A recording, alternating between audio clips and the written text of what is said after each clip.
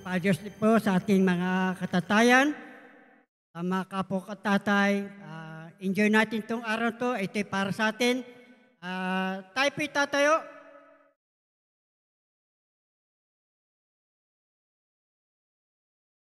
Tayo po'y manalangin. Hallelujah. Dakilang Diyos, Ama namin banal. Salamat Lord sa tagumpay sa araw to, Panginoon Diyos. At dinala niyo ang mga tatay nandito sa inyong bahay sambahan upang patuloy, Lord, maramdaman, malasap ang yaya mula sa inyo, Panginoon Diyos, at higit sa lahat, Lord, ang kalakasan mula sa inyo. Lord, kayo po ang kumilo sa aming kalagitnaan, nahipuin ang puso't isipan ng bawat katatayan, gamitin naman, Lord, ang iyong munting lingkod na isang pagpapala sa bawat tatay, Panginoon Diyos, na nandito ngayon. Kayo pong kumilo sa bawat sa amin at nawa, Lord, ito po'y magsilbi sa aming kalakasan sa araw ito na araw ng mga tatay, Panginoon Diyos. Maraming po salamat. In Jesus' name we pray. Amen. Pwede na po tayo magsipo at tapigin natin ating katabing tatay. Sabi natin, good job.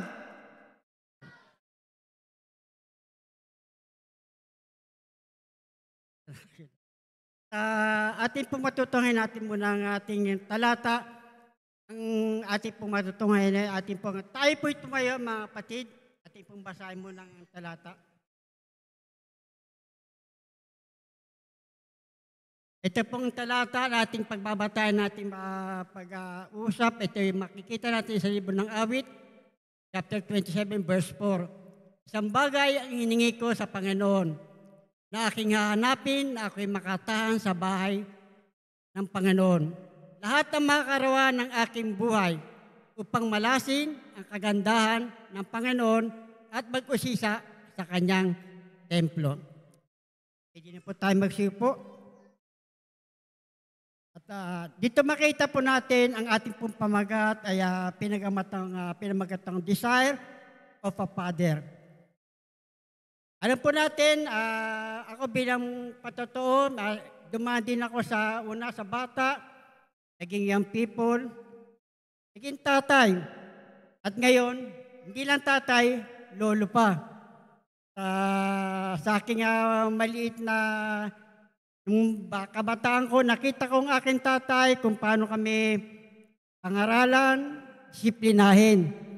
At nakita ko tatay na nandito ngayon, ang ating pag-uusapan ay patungkol po sa ating mga katatayan. At alam po natin na ang pagiging isang tatay ay isang napakahalagang role sa isang tahanan. Sa nakita ko natin sa mga magiging tatay, ito'y mag-isa ng inspirasyon sa ating mga tatay na nandito ngayon at sa mga mukhang tatay tignan. Kaya ito mga kapatid, nung ako'y bata, nakita kong paano mag-disiplina aking tatay noon. Nakita ko kung paano siya mangaral at Totoo mga alam natin mga magulang nung araw, yung higit sa lahat mga tatay nung araw, talagang mahigpit sila, disiplinaryan. Bagamat hindi kami, wala kami sa samahan o sa hindi kami pa kami na wala pa kami sa katotohanan, no, pero ang tatay talagang disiplina kami. At habang ako'y lumalaki, nakikita ko habang nagkakaisip, alam mo bilang young people, medyo makulit din ako noon, matigas ang ulo at pasaway. At nakikita ko, isa sa sa tatay ko noon ay siya ang kontradibida ng buhay ko, siya ang kalabang kong mortal dahil palagi yung sinasaway. Alam ko, mali ang tatay ko at hindi ako naunawaan. Yun ang unawa natin young people tayo eh. Pero alam niyo mga kapatid, nung nagkasawa ko, naunawaan ko lahat eh. Tama pala yung tatay ko. Yung ginagawa sa akin noon, matigas ang ulo ko, barkada, hindi umuwi sa bahay, mga kapatid, natutulog ako sa misa sa ibang bahay. At minsan nagpapalipas ng gabi sa mga bangketa. Standby lang yun, mga kapatid. At nagbibisyo. At alam mo, mga kapatid, ito sa ganitong katayon ko bilang tatay, naunawaan ko, tama pa rin tatay ko na hipitan ako, kawayin, at dahil balang araw, magkagingin tatay rin ako. Yun ang madalas inaalam ng tatay ko eh. At yan ang isa sa naano ko rin turo ng tatay. Bagamat wala sa katotohanan ng tatay ko, pinagbabawal kami magbibisyo. Pero alam nyo, nagbibisyo ang tatay ko, pinagbabawalan ako magbisyo. Kaya hindi ko, wala sa loob ko yun dahil bulig ako sa katotohanan nun eh. Pero ngayon mga kapatid, ako ngayon tatay sa mga tatay na nandito ngayon, dito yung mga anak ko, may mga asawa na rin, manugang, at mapalad tayo mga tatay. Nawa, hindi itong sa mga bagong bisitang tatay o sa mga bihira nating makitang tatay na dumadalo sa pagtitipon. Alam niyo, malaking bagay mga kapatid. Nasa bahay sambahan tayo bilang tatay eh. Dapat tayo ang tatay ang maging ehemplo, manguna sa pagpunta sa bahay-sambahan, mga tatay. Alam mo mga kapatid, hindi lang ito sa mga tatay. Pag-i sa kapatid na nandito. Bakit tayo nasa bahay-sambahan? Bakit ba tayo nandito? Dahil ba tayo mabait, mga kapatid? O dahil ba tayo matagal na sa church? O dahil ba tayo, bakit tayo nandito? Dahil tayo may ministry? Hindi, mga kapatid. Bakit tayo nandito, mga kapatid? Dahil mabait si Lord eh. Diba mga kapatid, mabait. Hindi pa tayo nagkakasala, pinatawan na tayo. Ganyan kabait si Lord. Bakit nandito? May iniingatan tayo eh. At alam niyo, hindi, nagbibigay po bawat sa atin. Mapapala tayo mga kapatid at dumadalo tayo sa bahay-sambahan. At patuloy tayong dadalo, lalo na tayo mga katatayan. Alam niyo mga kapatid, mapanganib eh, pagka hindi natin pagdalo, kung yung mga tao na nga na tayong dumadalo, mga kapatid, ay bahagya ng maligtas, lalo na pa yung mga hindi dumadalo. Diba mga kapatid, ano pa magiging, tayo nakakaramdam ng presensya ting linggo, nakakarinig ng pangaral, tayo mga tatayan, at lalo na siguro mapanganib sa mga hindi nakakadalo. Kaya pakanasan natin, lalo tayo higit mga tatay.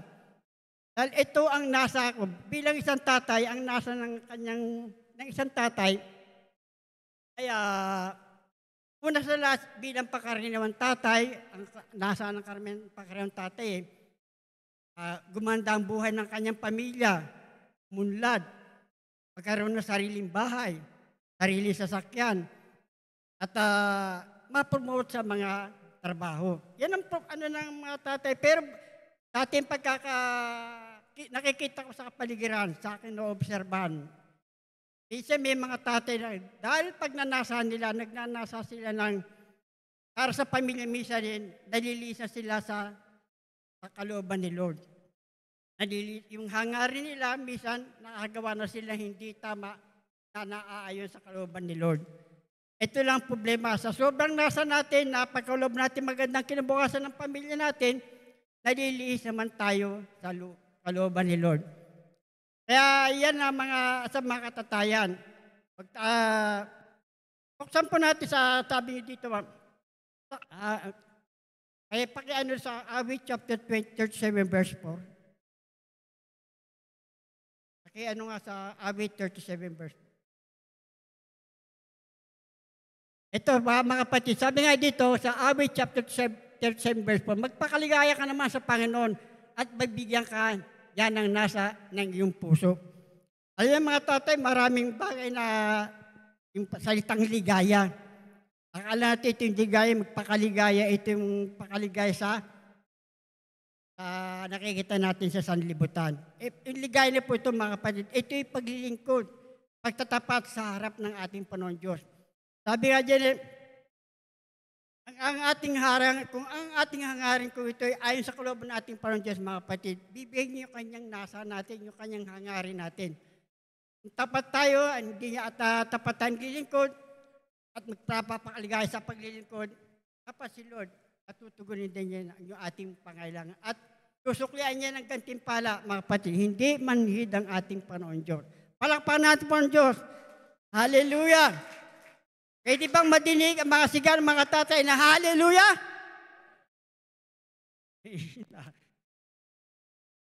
I-balance. Kasi mga tatay, alam niyo mga kapatid, mahalaga kasi yung hangarin ng tatay. Hindi mawala yung hangarin ng mga tatay, mga kapatid. Sabi nga sa quote natin, sa Father's Day quote natin, huwag natin ikahiya na tawaging makadiyos na Ama. Taglayin natin ang salitang ito bilang magandang katangian ng isang ama. Itong kailangan upang matanggap ang ating nasa, ang audition, at makabuo ng makadiyos na tahanan. Kasi mga kapatid, pagka marami kasi nahihiya na tawaging godly father o makadiyos o nahihiyang pangunahan yung kanyang pamilya sa pagsamba dahil pero mga kapatid, isa itong magandang katangian ng tatay. Dapat ito taglay natin.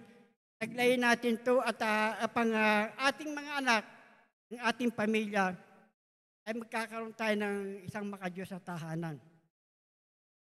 Alam natin mga tatay, isa sa mapanganib na ating natamasa ngayon o naramdaman ngayon. Maraming tatay mga kapatid na minsan napapatangay pa rin sa gawa sa sanlibutan. Dahil kung tayo nga nandito ngayon ay natutuong na kay Lord o na kaya sa ating Panginoon sa Kristo. Sabi nga sa 2 Corinthians 5:17, chapter 5 verse 17, if anyone is in Christ, he is a new creation. Kaya mga kapatid, kung totoo tayong na kay Hesus Kristo na, at tayo bagong nilalang na, bagong buhay na. Di ba sabi lahat yung dati wala na dapat? Lahat ng luma, lahat ng anumang pinakakitahan sa atin na hindi kaayaya sa harap ng Panginoon Diyos, ay dapat wala na. Wala ng bisyo at hindi na tayo umaayon sa takbo ng sanlibutan. Alam mo mga kapatid, kung tayo totoong tinagap natin si Lord, higit sa lahat na bautismo sa tubig, sa kanyang pangalan. Diba pag bagong tao ka na, bagong nilang, tingnan natin kung bagong sample mga kapatid. Diba pag tayo bagong paligo, tayo ba magsusuot ng yung pinaghubaran natin, susuot pa ba natin? Diba hindi na? Kaya tayo mga tao, di pa susunod natin bago, kaya kung tayo talagang totoong tao, bagong nilalang, dapat lahat sa atin parang pong bago. Wala na yung luma, hindi nakikita sa ating asal na luma, ugaling luma, pati yung bisyong ating ginagawa pa. Dapat wala na yan mga tatay. Ito ang dapat natin. Kasi huwag na tayong tumakbo sa sanlibutan. Umayon sa takbo ng sanlibutan kasi ito magbibigay sa atin na marami kasi pa rin tatay. Nakikita natin sa pagsamba mga kapatid. Pero nandun pa rin ang pag-ayon sa takbo ng sanlibutan. Pangali po dyan mga kapatid, para na rin tayong ano niyan, namumuhay na para na rin patay sa harap ng ating Panginoon Diyos. Masamba tayo pero ang ating Panginoon na Panginoon Diyos sa atin ay tayo patay kasi di natin ang isda mga kapatid. Iba pagpatay siya, sunod-sunod sa alon, tinatangay ng alon. Kung tinatay ko sa pero pagka yung isda buhay, palagay natin tayo yung isdang buhay. Di ba kung inukontra natin alon pag lumalawit tayo? Pero pagka patay yung isda, di ba sunod-sunod lang sa alon? Ganyan mga tatay, mga kapatid. Dapat hindi na tayo sunod-sunod sa takbo ng sanlibutan. Tayo bagong tao na, bagong nilalang na. Kung ano yung nakikita natin sa pamuhay ng nakikita natin mga bagong Kristiyano, mga lumang Kristiyano, ang mga unang tao, mga kapatid, ito dapat natin gayahin. Dapat natin tularan. Kasi paano yung anak natin na nakatingin sa atin? Paano yung mga apo natin na, ako, lolo na ako ngayon kasi bukod sa, at hindi lang lolo may lolo pa rin, apo na rin ako sa tuhod. Hindi mo na, 3 generation na, mga kapatid, baka palusod sa lolo sa tuhod. Ano sunod dyan? Talampakan na, ano? Kaya, yan ang mga kapatid. Paano pag nabalita ng apo natin, yung lolo ko, nagsisimba pero nagbibisyo, di ba nakakahiya? At nakita natin hindi pa ay sa ating pamumuhay, nakakahiya. At dapat natin pamahalaan mga kapatid. Kaya pakita natin na tayo'y tatay. Alam natin, ang tatay mga kapatid ay haligi ng tahanan.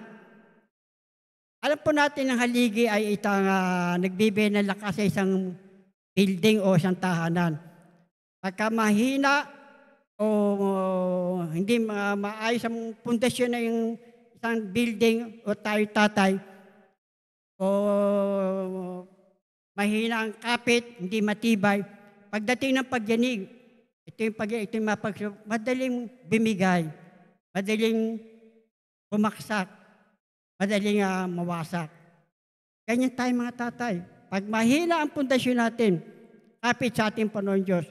Kasi unang-unang desisyon ng ating Panginoon Diyos sa buhay natin una-una maging lumapit tayo sa Kanya, maging manampalataya. Yan desisyon ng Panginoon Diyos sa atin. Pero tayo desisyon natin makilala natin, una tayo nakapokus sa pamilya. Pero ang desisyon ng Panginoon Diyos, bakit tayo ginawang tatay? Itinalaga tayo para manguna sa ating pamilya. Upang manguna, mamahala sa ating pamilya.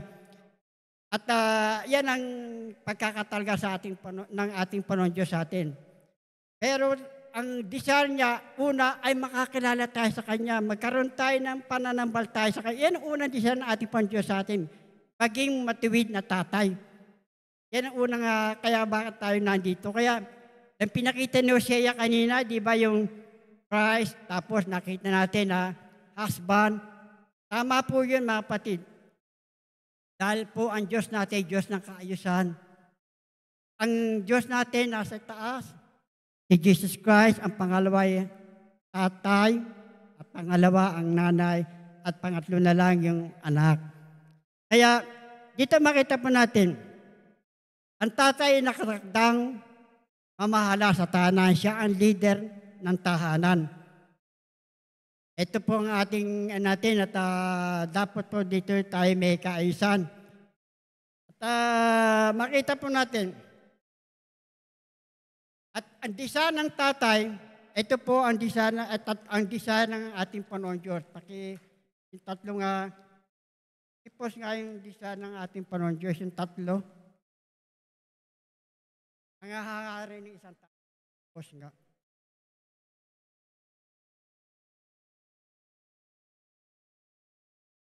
Ang hangarin ng isang tatay. Ito, basahin po natin to. Hinahangad ng matuwid na ibigin ang Diyos ng buong puso, pag-iisip at kaluluwa. Ito ang kanyang pagsunod at siya sa sinasabi sa Biblia. Pero po ito yung hinahangad ng matuwid na ibigin ang Diyos. Kaya dito mga kapatid,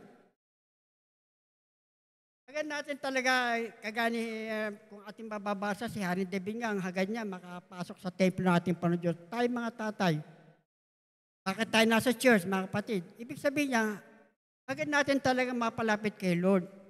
Magkaroon ng relasyon sa Kanya, di ba? Kaya tayo nandito ngayon. At pangalawa, hangarin ng kanilang puso ang totoong pagsunod sa nais at kalooban ng ating Panginoon Diyos. Pangatlo, ipamuhay ang mga salita at mga aral na narinig. Yan ang yan ang hangarin ng isang tatay. Pero may isa pang hangarin ng ating Panginoon Diyos eh. Hindi lang dapat ang tatay lang ang nasa bahay-sambahan eh. Pati dapat kasama niya ang kanyang asawa at mga anak, mga kapatid. Kasi ang hangarin niya, kasama niya ang kanyang buong pamilya sa bahay-sambahan. Kasi alam niya, mga kapatid, pagka ang merong hindi kumpleto ang isang pamilya, merong merong konting conflict pagka hindi natin nakakasama ating pamilya sa bahay-sambahan.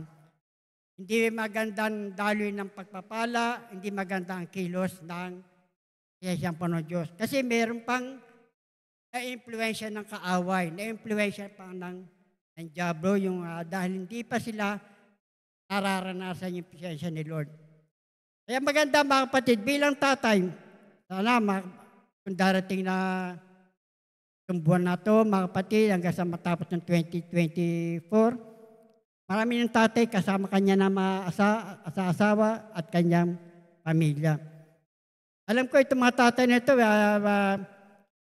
ito nandito si Brother Ramon, ito yung mga kasabayan ko nung araw, si Brother Ramon, at marami nang nawala eh, sila Brother Daniel, Brother Nelson, si Brother Ompong, yung tatay nila Brother Richard. Kaya marami si Brother Ramon, parang kami na lang yung mga survivor na mga tatay. Si Brother Julio, andyan. Talagang survivor. Kaya inaano ko si Brother mo na magpatuloy at magtuloy-tuloy na. Kasi mapanganib malapit na si Lord bumalik. At pagka nagpatumpik-tumpik tayo at relax-relax pa tayo, mga kapatid, may panganib. Total lang ating pag-uusap ay, mga kapatid, ay patungkol sa tatay. Kaya meron akong sasabihin dito, meron akong talata, mga kapatid, sa Ephesians chapter 5, verse 25.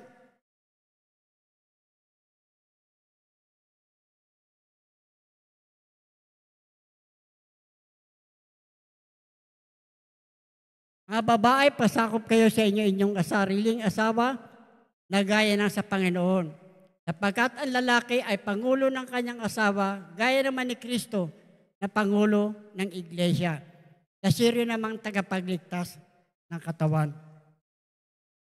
Dito makita natin sa atin,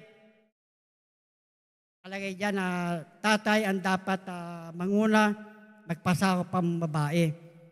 Pero sa ating society ngayon, sa ating panahon ngayon, mga kapatid, marami ng strong woman.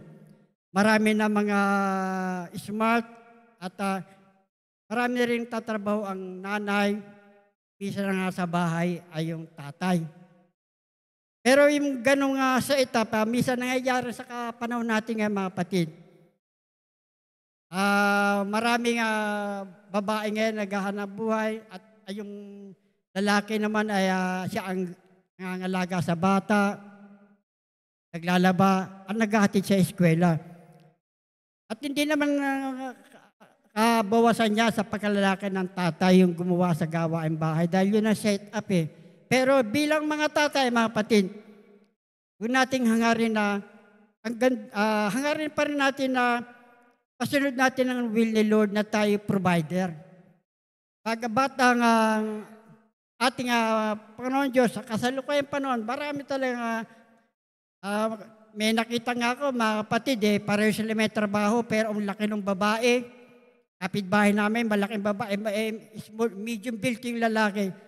Pero pagka yung, pagka sinigawan ng, kung Kristiyano, paano yun, kung, police woman yung babae sa taga-LTO lang na, takot yung lalaki, mga kapatid Yun ang natin ngayon, pero hindi sila Kristiyano. Pero kung sa atin, Kahit na malaking babae pa yung asawa natin, may trabahador o empleyado sa gobyerno, tayo pangariwa lang, dapat pa rin, pagka tayo Kristiyano mga kapatid, pasako pa rin tayo sa nais ng ating Panginoon Diyos.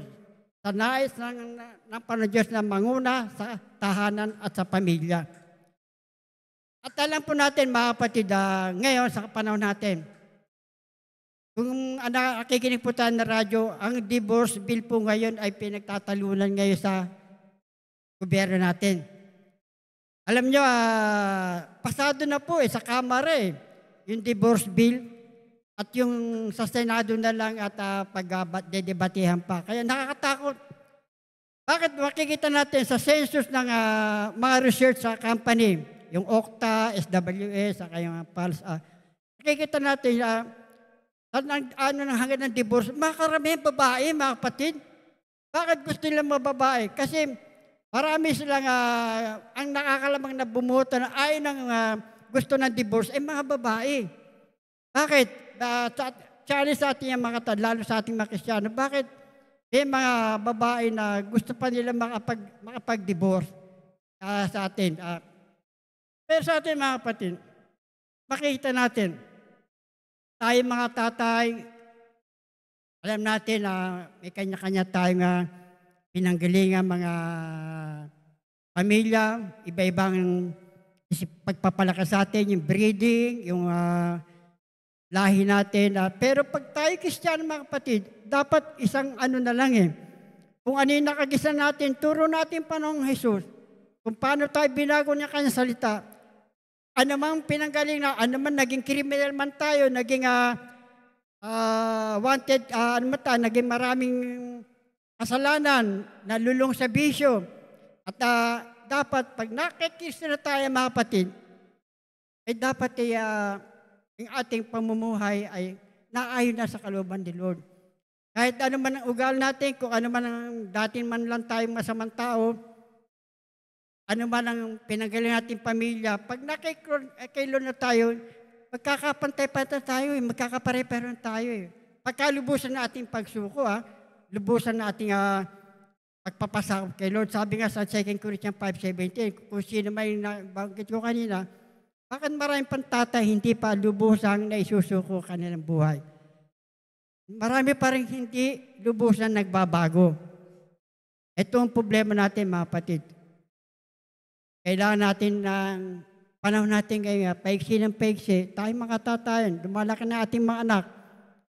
Paano naman ang anak natin, sa atin sila nakatingin? Tayo idolo nila, tayo mga tatay.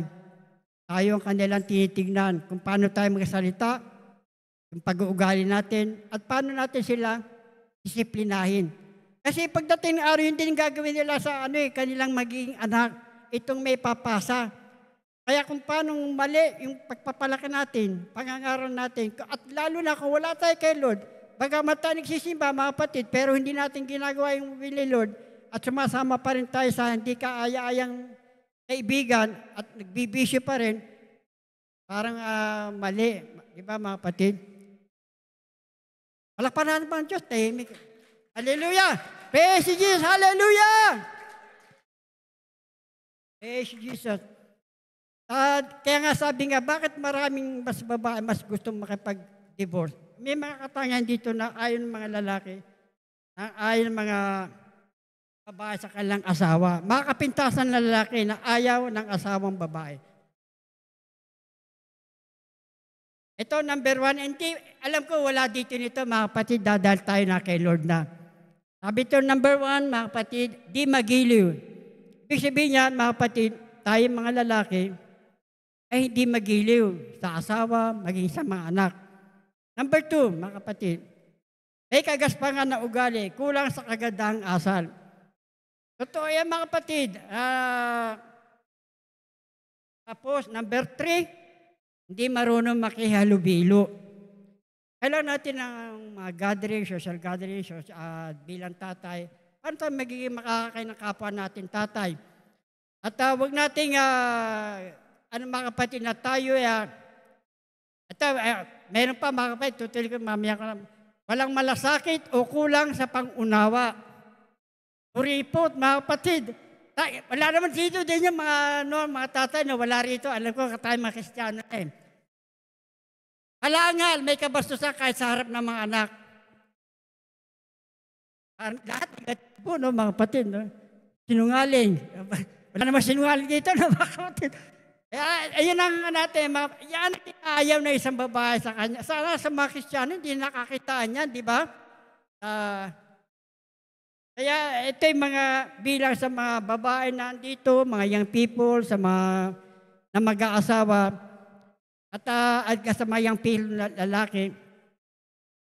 Sana maging inspiration to sa basa sa atin. Kasi ito ang isa sa ugat, bakit ayaw o nakikipaghiwalay na o magsisira ang pamilya, mga kapatid.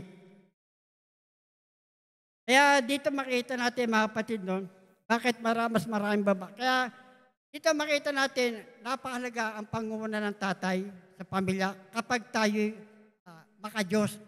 Kaya nga sabi sa atin, huwag tayong mahinang tawagin maka-Diyos na Ama. Kasi ito magiging natin eh. At huwag natin ikahiya na tawagin maka-Diyos na Ama dahil taglan natin ito bilang magandang katangian ng isang Ama. At kailangan upang makatanggap yung ating desire, yung ating nasa. Kaya dito makita natin, maraming katangian dito na nais ang parang pang-couples na rin ito, mga kapatid, itong paalala na ito. Isang sangkap ng matibay na pagsasama. Bilang sa mga tatay, mga kapatid, ito yung number 1. Number 1, sangkap sa mabuting, sa matibay na pagsasama.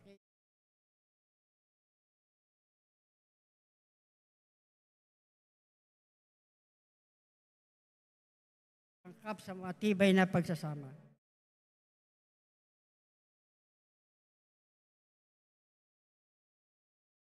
Number 1, mga kapatid, pag-ibig, dapat mahalin ng lubusan ang asawang babae.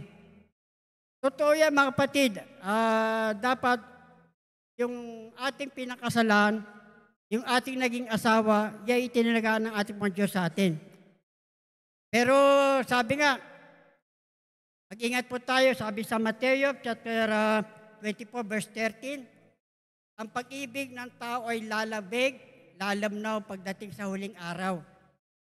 Sa ating mga Kristiyano, yan ay paalala ng ating Panginoon Diyos dahil nasa huling araw tayo, maraming lalamig ang pag-ibig. Hindi sa mag-asawa, dapat naka-maintain yung pag-ibig ng asawang lalaki sa asawang babae. Yung paalala nating salita ng Panginoon Diyos sa Matthew chapter 24 verse, lalamig ang pag-ibig sa bawat isa. Pag-ibig na magiging maibigin sa salapi, lalamig ang pag-ibig ng ama sa anak at sa ayan ay paalala sa huling panahon. Pero sa ating tatay, sumusunod sa will ni Lord, ito yung mga kapatid, dapat mahalin ng lubusan ang asawang babae. Pangalawa, pangunawa ang bawat isa. Hindi perpekto ang isang asawang lalaki o babae. May kailangan ng bawat isa na dapat pagtagumpayan. Sa haba ng pagsasama, dapat ay makilala na kayo ng lubusan. Kaya dito makita natin, mga kapatid, matagal na tayo nagkakilala, dapat alam natin, ugali natin bawat yan. Pangunawa sa bawat sa yung isa kasi naranasan ko rin yan, mga kapatid, almost 40 years na rin kami nagsama ng asawa ko. May mga konting hindi rin pagkakaanuan, pero nung kami hindi pa Kristiyano, nung nabubuhay pa si Sister Emma, talagang may pagtatalo kami talagang kanya-kanya kaming pride ay patalo, gusto tama pareho. Pero naging Kristiyano kami, mga kapatid, nagtatalo man kami, nasa-settle kagad, naaayos kagad. Lalo na mga anak ko, naglalakihan na rin. At pangatlo, mga kapatid, pagtitiis sa hirap at ginhawa. Alam natin ang buhay ngayon, sa mga katataan ngayon, nagigipit minsan sa pera, sa financial.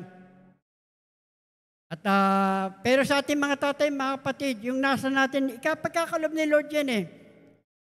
Pagka yung nasa natin, inasa natin kay Lord, yung magandang buhay, magandang trabaho, magandang kumpanya. Kasi pag umasa tayo sa sarili nating galing sa aling sipag, umaasa tayo sa malaking kumpanya pinagtatrabuhan natin.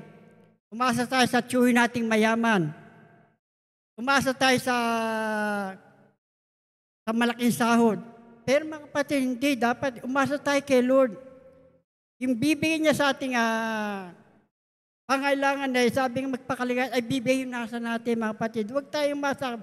Dahil si Lord ang natin, hindi tayo bibigyan mga kapatid. Pagka tayo tapat lang at aligan ko sa Kanya. Number 4, paglalambing, ang lambing ang mag-asawa, hindi corny, kahit may edad na.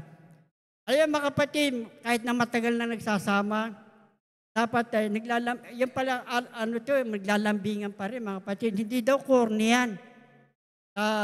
Kasama pa rin niya sa payo ng ating mga eksperto para tumagal yung pagsasama.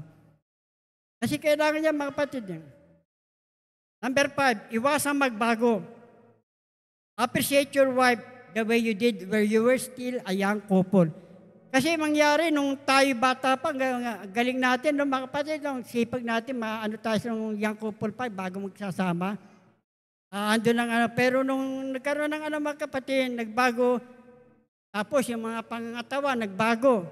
Alam natin, maraming tatabaan talaga ngayon, mga kapatid. Dati, naging yung 8 ounce sa Coca-Cola, naging 1.5 liter na ng mga kapatid. Naging iba na yung katawan ng mga babae. Dati, ngayon 1.5 liter, diretso na. Kaya naging iba mga kapatid, lumalaki. Pero dapat hindi nagbabago. Ang tingin, naka-maintain, hanggat marriage, pantay, hindi, minsan, ano mga tatay, ano natin yan? Kasama na sa buhay natin yan. Pumuputi na mga buhok. At nag-iiba ng itsura ng nagkakaroon ng yung wrinkle, mga kapatid. Pero dapat, mga kapatid, hindi nagbabago. At have a godly date. Misa pala, dapat pala kailangan mag-date para pamisa-misa. At maaaring mamasyal, pamisan-misan. Pag may panahon, pag may time, pag mayroong budget, kailangan din pala yan. Pero sa nakikita natin, lalo na sa mga Kristiyano, mga kapatid, no? Sinasamantala pagka, linggo-linggo, minsan namamasyal na yung mga Kristiyano. Pero ano naman yan, pinagpapala yung mga Kristiyano. Forget not, special occasion, mga kapatid. Isa ito sa mga kapatid, huwag kalimutan yung mga birthday ng asawa, anniversary, wedding anniversary, at yung iba pang occasion. Kaya itong binabantayan, kasi maraming pagbisi ng lalaki, bisi ng tatay, mga kapatid, nakakalimutan yung anniversary. Naghihintay yung asawa mo babae na batiin, naghihintay na regalo, o naghihintay na siya ipasyal, wala na, isa yung dahilan. Kaya magtatampo, hindi nakikibo, wala na. Tapos hindi mo alam yung pala dahilan, hindi mo siya binabati, birthday niya, wala. Kahit man lang kumain ka sa labas, magpayong kayo sa labas, kahit umuulan, pasok uli na lang sa loob. Number 8, mga kapatid, always say, I love you pala. Kailangan pala. Sasabihin mo na, always say, I love you. Ibig sabihin yan, mga kapatid, sa mag-asawa, kailangan pa ng pabulong-bulong, ano yan? Ano yan, mga kapatid? Isa yan, through the years, kailangan yan, always. Hindi nawawala, kasi nami-maintain yung, lalo na tayo Kristiyano na, mga kapatid. Number 9, panalangin ng asawa at hilingin palagi sa Diyos, nagabayan ang inyong relasyon.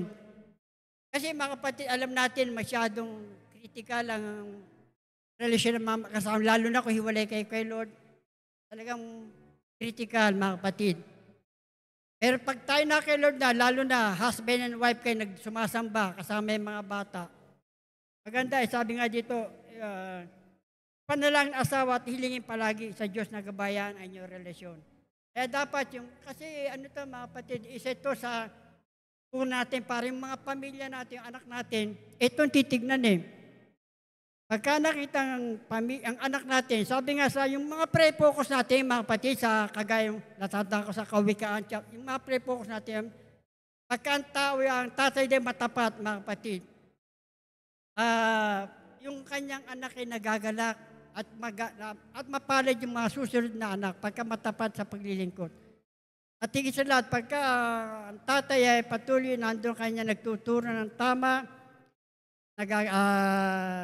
pinangunahan ng kanyang anak, ito magiging ano to, may papasa ng kanyang ama sa anak at sa anak na magiging anak nila at sa magiging anak. Kaya ito mga kapatid. Number 10, alalahanin isa lamang kayo sa harap na ating Panginoong Diyos. Ang mga pasakit sa buhay na dinaranas ng asawang babae ay naramdaman din naman ng asawang lalaki.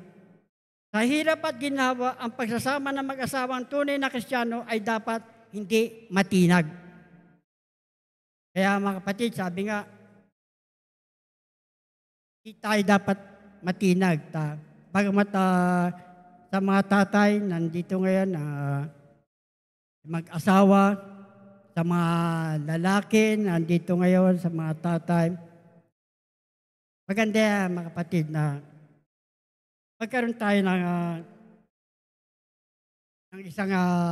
isang pag-iisip ng mga tatay nandito ngayon. Dawa, hindi lang tayo ngayon magkita-kita mga tatay, lalo sa bisita natin. Dawa, ito simulan natin yung gawin natin yung Father's Day na year 2024. Baka makita na ulit tayo sa Father's Day year 2025. Baka tuwing Father's Day lang tayo dadala mga tatay. Dapat, ito na simula. Ito na magiging daan para sa lahat yung pamilya natin lubusang mabuo, lubusang tumibay. At yung pundasyon natin mga kapatid, sabi nga, ito'y titibay pagkakilod tayo kakapit.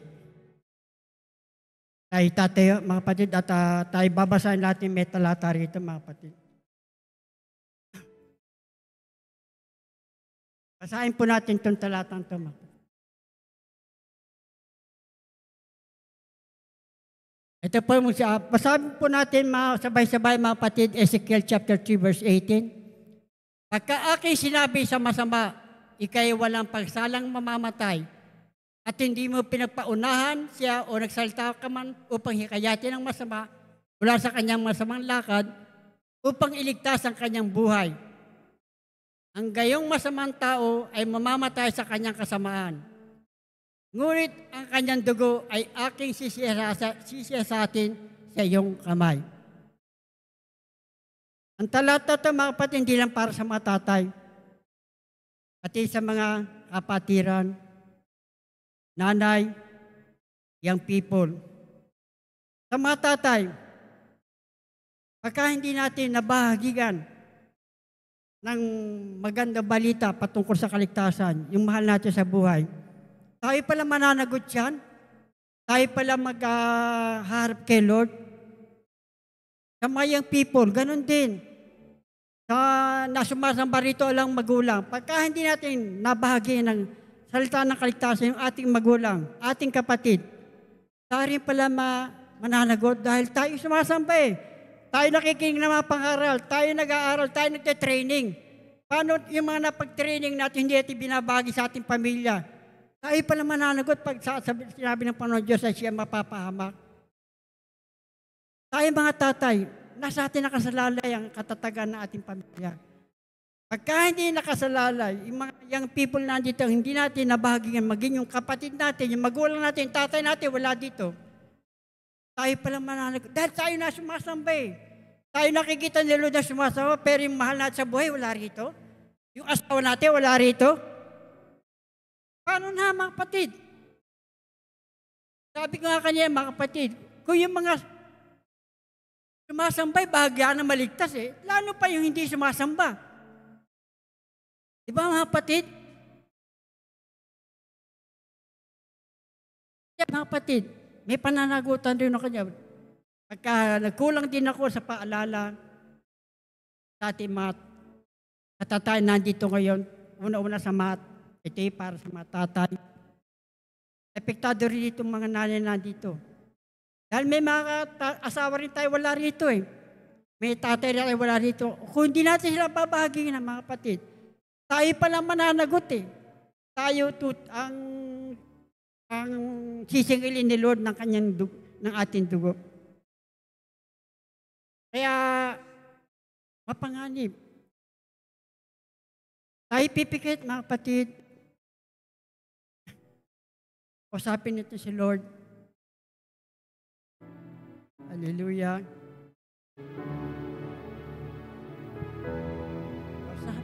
Kasapin natin si Lord. Ay mga kapatid, yung mga unang tao sa lumang tipan, sabi nila mapapalad sila. God is with us. Yan ang sabi nila, mapalad sa kasama sa atin. Magkikita-kita tayo mga kapatid, yung mga manampalataya sa lumang tipan. May inggit sila sa atin eh. Mahagalak sila sa atin mga kapatid dahil sila, ang kanilang katwiran, God is with us. Sa panahon natin mga kapatid, hindi lang God is with us eh.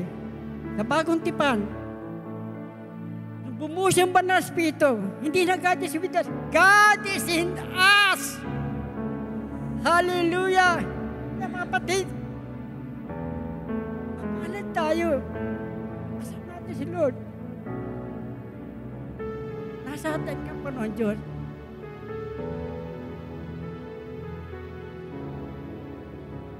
Ito na araw, mga tatay, samantalin natin ito. Tayo po tumpik-tumpik. Kailangan natin ito. Para sa atin ito. Para sa ating pamilya. Hindi tapat yung atin sa atin po ng Diyos. Pag-ewang-gewang tayo. Sabi nga ni Joshua, ako at ang aking sambayan ay magsasamba sa ating Panginoon. Bilang tatay. Gusto niyo ba tayo lang sumasamba, hindi kasama pamilya natin? Sabi natin si Lord. Hallelujah.